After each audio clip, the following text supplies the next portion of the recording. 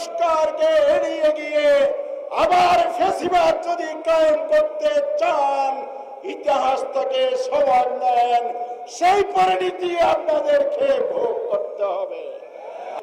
আসসালামু আলাইকুম ওয়া রাহমাতুল্লাহি ওয়া বারাকাতুহু।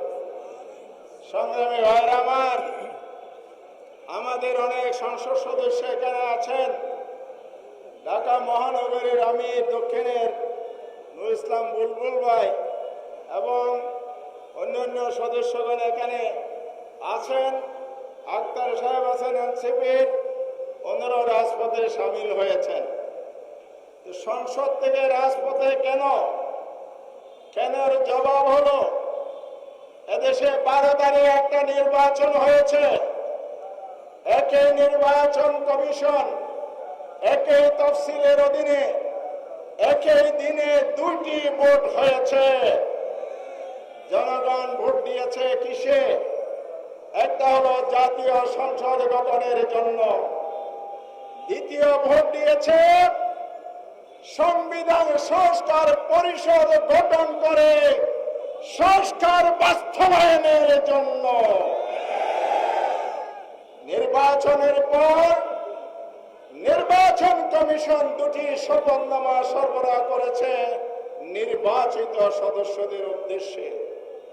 একটি শপথ সংসদ গঠনের জন্য সংসদ সদস্যদের শপথ, দ্বিতীয় শপথ হচ্ছে সংবিধান সংস্কার পরিষদ গঠনের জন্য সংসদের সংবিধান সংস্কার পরিষদের সদস্যের শপথ।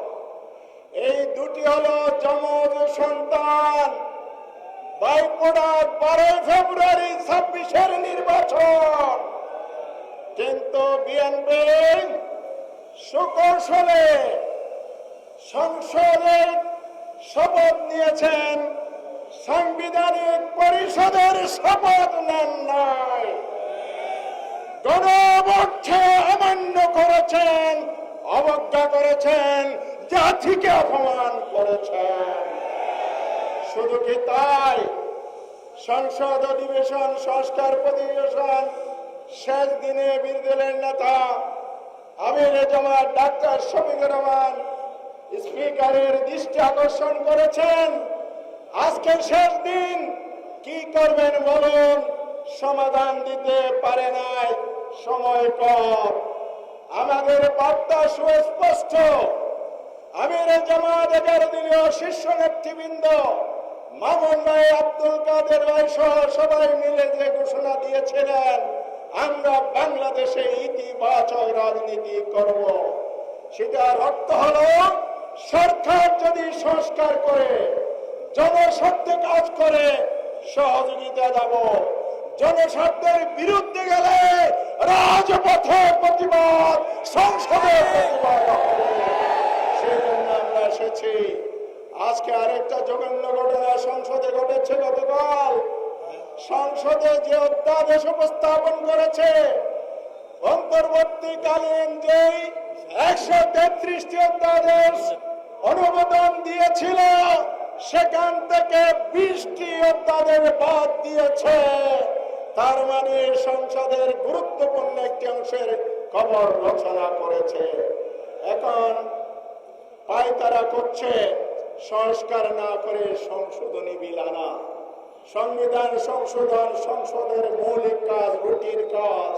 এটার জন্য জুলাই বিপ্লব হয় নাই, এটার জন্য গণভোট হয় নাই।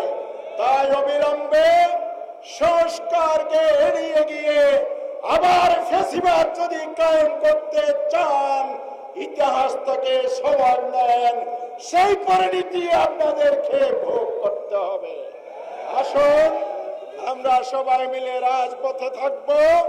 যতক্ষণ দাবি আদায় না হবে, সংস্কার সম্পন্ন পরিপূর্ণভাবে না হবে, ততক্ষণ পর্যন্ত আমরা রাজপথ ছাড়বে না। আসুন সবাই মিলে এগিয়ে যাই। আল্লাহ হাফেজ। 11 দলীয় ঐক্য জিন্দাবাদ। আসসালামু আলাইকুম।